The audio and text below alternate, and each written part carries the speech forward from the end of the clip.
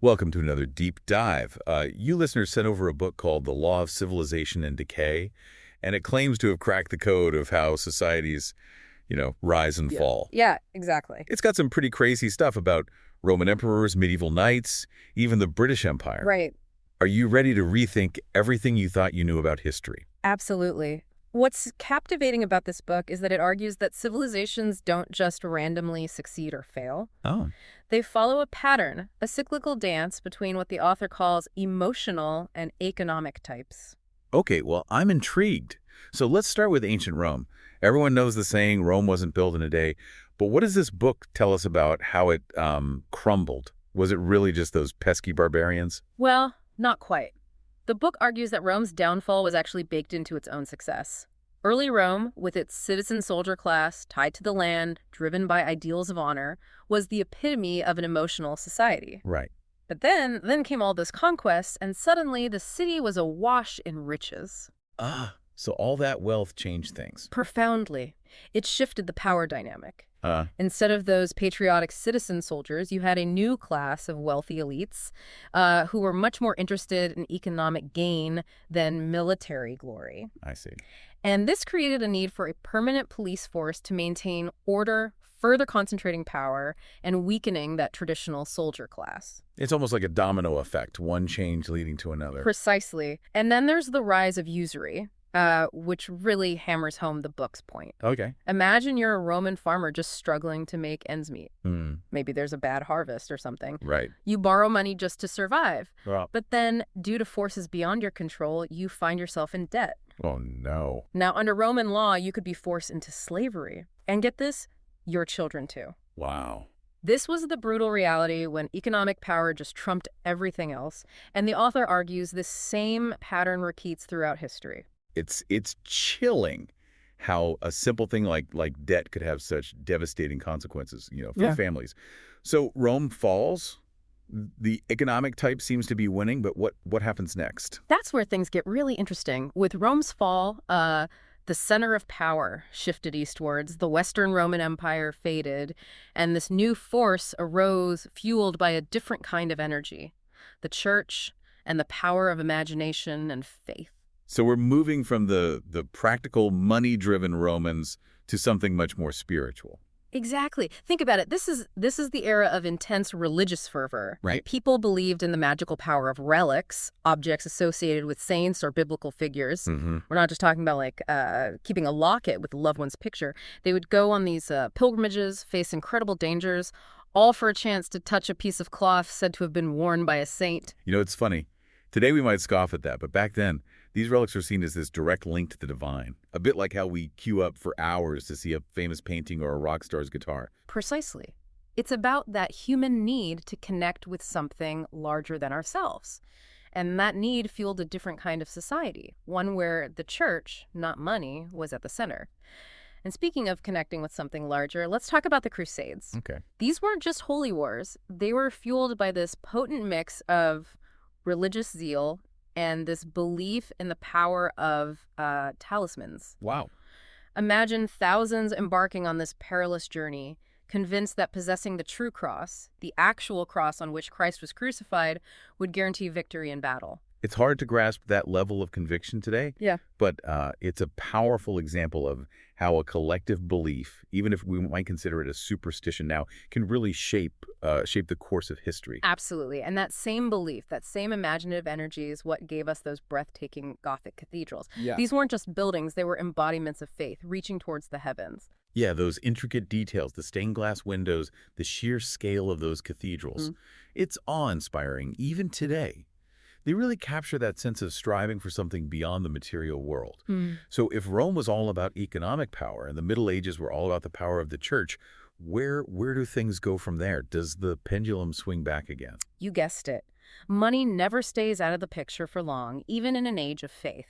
And ironically, it was those very crusades that inadvertently planted the seeds for a shift back to the economic type. Hold on, you're saying those journeys to reclaim holy relics actually ended up boosting economic activity? Exactly. Think about it. The Crusades opened up trade routes to the east, bringing exotic goods and spices back to Europe. Oh, I see. It revived commerce and led to the rise of Italian city-states like Venice, built on trade and wealth, not piety. And that's where we get another one of those history is stranger than fiction moments, right? The sacking of Constantinople during the Fourth Crusade. This supposed holy mission ends with a Christian army attacking another Christian city, all driven by greed and power.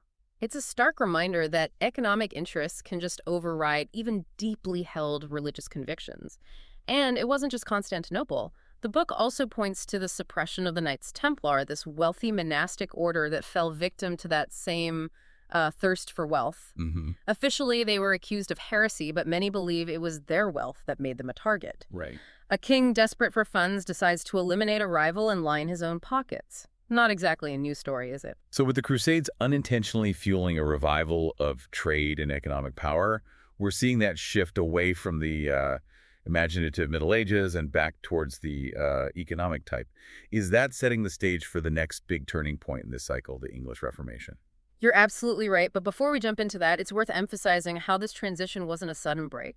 Okay. It was a gradual process with the seeds of economic dominance sown centuries earlier. Right. And the English Reformation, often viewed solely through a religious lens, offers a fascinating case study in how economic forces can drive even seemingly spiritual upheavals. All right, let's unpack that. How does the Reformation fit into this whole cycle of civilization and decay? Yeah. Was it really all about Henry VIII wanting to swap wives? Well, let's just say that Henry VIII was a man of appetites. But while his desire for a new queen certainly played a role, the book argues that there was a much bigger picture at play. The English Reformation, like so many historical events, can also be understood as a product of economic forces. It wasn't just about theological disputes, it was about wealth and power. So those religious arguments were just a smokescreen for good old-fashioned greed. Not necessarily a smokescreen, but certainly fueled by economic interests.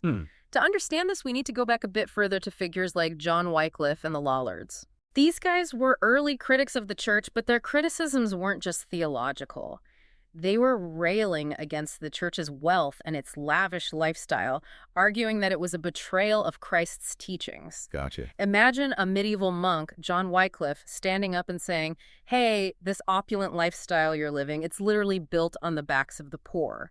These were the seeds of the economic discontent that would later blossom into the Reformation. So you've got these early reformers highlighting the church's economic excesses, and then enter Henry VIII, a king who loves power and, let's be honest, spending money. Was he just waiting for an excuse to grab the church's wealth for himself? The book suggests that Henry and his savvy chief minister, Thomas Cromwell, saw the writing on the wall. Breaking from Rome wasn't just about getting Henry a new wife. It was about consolidating power and seizing control of the church's vast land holdings in England.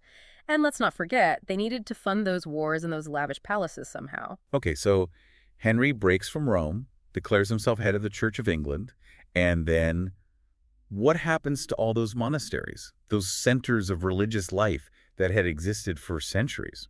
They became prime real estate. The book describes the brutal efficiency with which Henry VIII dissolved the monasteries and seized their wealth. Wow. It's a chilling reminder of how ruthlessly power can operate, even under the guise of religious reform.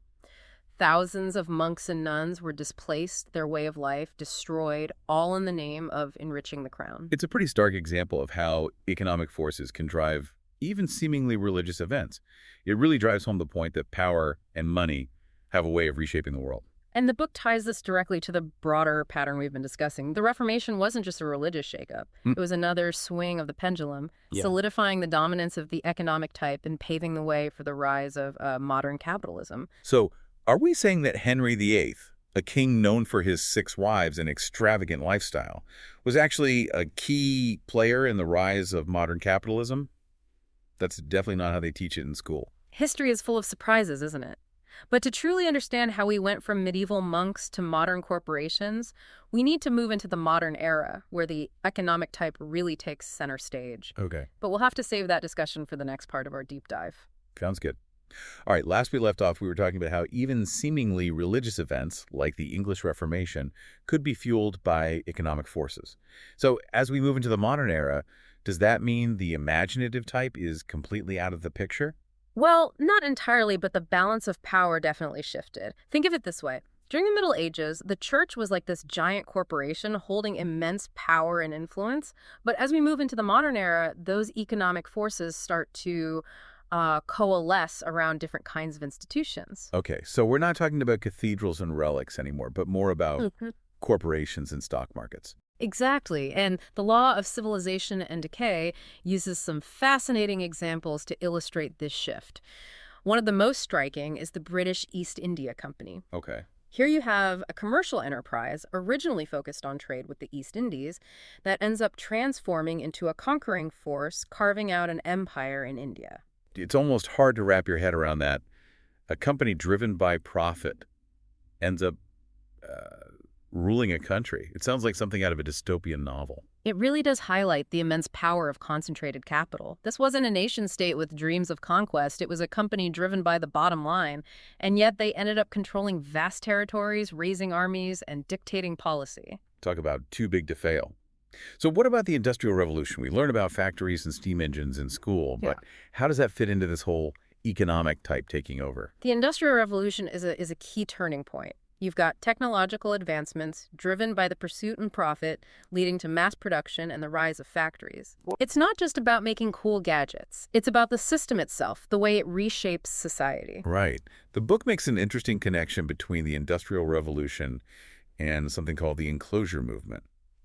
I'll admit, I'm a bit fuzzy on that one. Was that about fences or something? It was about fences, but with huge implications. Imagine you're a small farmer working the land that your family has for generations. Then suddenly, those common lands you depended on for grazing animals or gathering wood are enclosed, privatized. Oh, wow. You're forced off your land with no choice but to seek work in those factories, becoming part of the industrial machine. So it wasn't just new technology. It was a whole restructuring of society to serve those economic interests. Right. And the people at the top benefited while those small farmers, well, they ended up working in those factories we just talked about. That's the point the book drives home. It wasn't just progress, it was a transfer of power from rural communities to those who controlled the means of production, the factories, the capital. Okay, so we've got these massive companies, factories popping up everywhere, people moving from farms to cities. Sounds like it's time for the financial system to step up its game too, right? Absolutely. And the book highlights the role of institutions like the Bank of England and how its policies, particularly the adoption of the gold standard, had a huge impact on who held the reins of power. I remember learning about the gold standard in school, but to be honest, it always seemed kind of abstract, like tying money to some shiny metal in a vault somewhere. It sounds simple, but it had huge consequences, and not always for the better. Okay. The author argues that while seemingly stable, the gold standard actually benefited the money lending class at the expense of producers and those in debt. Interesting. Remember that time you tried to buy a house and interest rates were all over the place, making it hard to budget, hard to plan for the future? Well, imagine that, but on a societal scale. Tying the money supply to a limited resource like gold could lead to deflation, meaning falling prices. And falling prices might sound good, but... But it's bad news for anyone who makes or sells things. Right. If your costs stay the same, but the price for what you're selling drops, you're in trouble. And it's even worse for anyone who owes money. Yeah. Think about it. Right. If you borrowed money when prices were higher, but then they fall, you're stuck paying back that loan with money that's now worth more. It's a recipe for economic hardship, and the book uses examples like the financial crisis of 1825 and the repeal of the Corn Laws to show just how devastating these policies could be for everyday people. So those decisions made in fancy bank boardrooms weren't just about numbers. They had real-world consequences for shopkeepers, farmers, everyone trying to make ends meet. It's making me rethink those history lessons where it was all about dates and kings, not about how these economic forces shaped people's lives. That's what's so insightful about the law of civilization and decay. It connects those dots, showing how seemingly technical decisions about finance can ripple through society. And it all ties back to the book's central thesis. This process, where economic forces become increasingly dominant, leads to a centralized society, one increasingly controlled by finance. And that brings us to, well, us. Are we living in that economic type society the book describes? It certainly feels like financial forces have an enormous amount of power and influence today.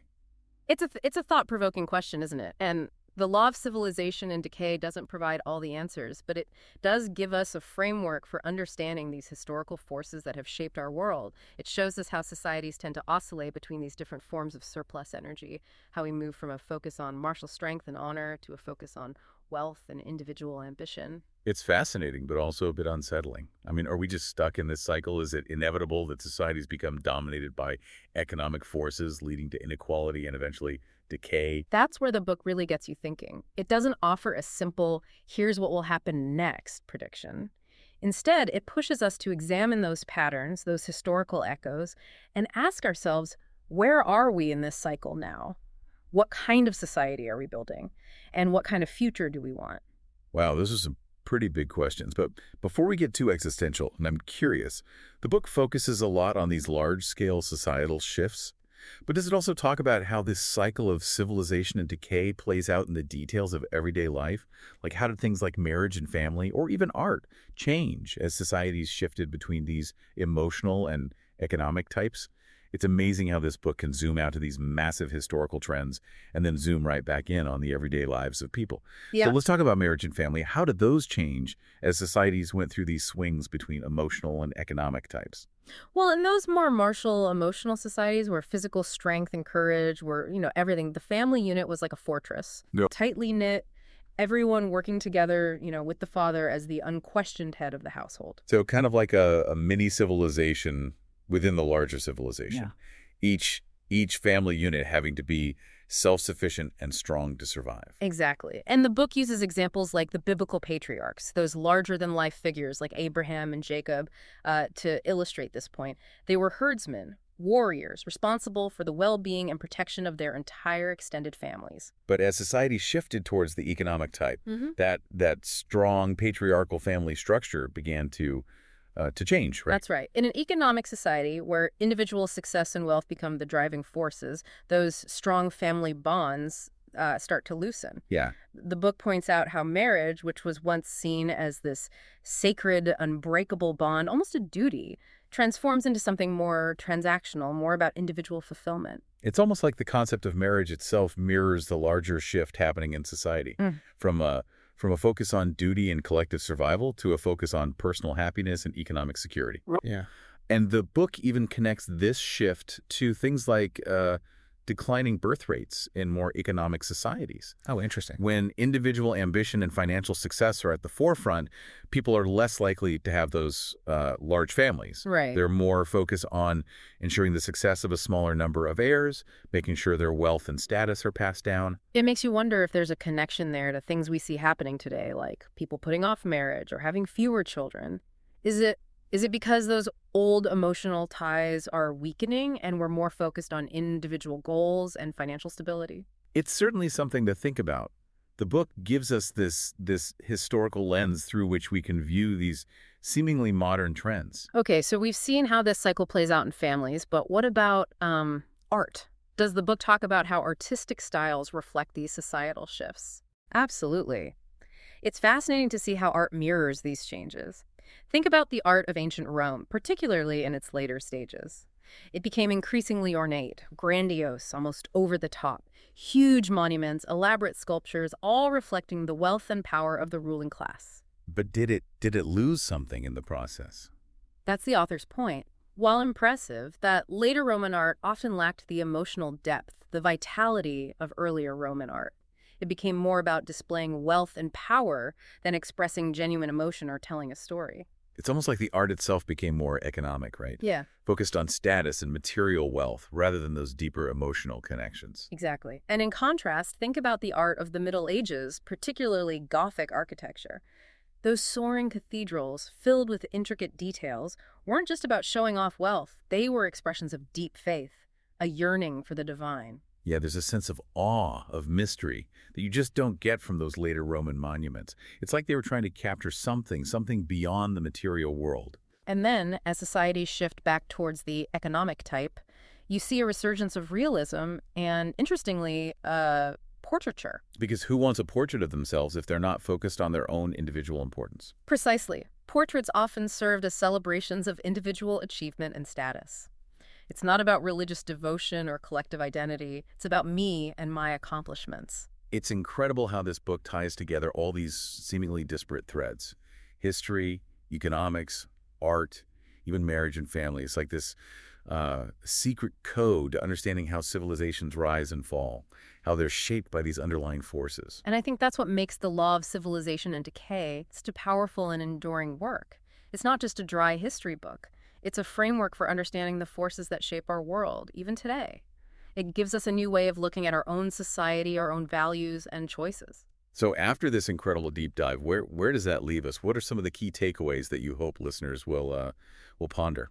Well, first, I hope they'll gain a deeper appreciation for the cyclical nature of civilizations. Societies aren't static. They're constantly evolving, moving through these patterns of expansion and consolidation, driven by different forms of surplus energy, whether it's martial strength, religious zeal, or economic ambition. It's like history is a pendulum, swinging back and forth between these different ways of organizing ourselves. And secondly, I hope listeners will take away a deeper understanding of the profound impact economic forces have on virtually every aspect of human life. It's not just about money, it's about how those economic interests shape our values, our beliefs, our art, even our family structures. It's a powerful reminder that we're not just individuals making choices in a vacuum. We're part of this larger system, this historical cycle that shapes who we are and how we live. Exactly. And the law of civilization and decay doesn't offer any easy answers or predict the future, but it does provide us with this incredible lens through which to view history and perhaps even glimpse our own future. It's definitely a book that's going to stay with me, and I encourage all our listeners to check it out for themselves. Who knows, maybe we can all learn from these historical patterns and make more conscious choices about the kind of future we want to create. Couldn't agree more. Knowledge is power, and understanding these historical cycles might just be the key to breaking free from them. And a huge thank you to you for sharing your expertise and guiding us through this fascinating exploration of the law of civilization and decay. It's been an incredible journey. My pleasure. Always happy to dive into these big ideas. That's all for this deep dive. Until next time, keep exploring, keep learning, and keep those wheels turning.